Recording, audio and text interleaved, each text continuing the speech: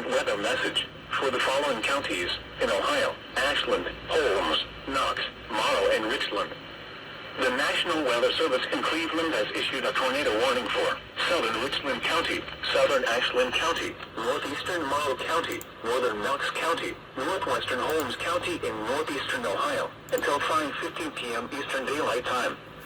At 4:36 p.m. Eastern Daylight Time, a severe thunderstorm capable of producing a tornado was located near Chesterville, or 10 miles east of Mount Gilead, moving east at 50 miles per hour. Hazard: tornado and quarter-size hail. Source: radar indicated rotation. Impact: flying debris will be dangerous to those caught without shelter.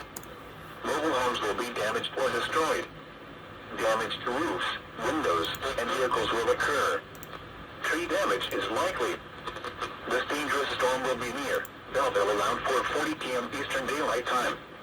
Other locations impacted by this tornadic thunderstorm include Moheganville, North Liberty, Perrysville, Waterford, Shaw, Lucas, Gann, and Butler.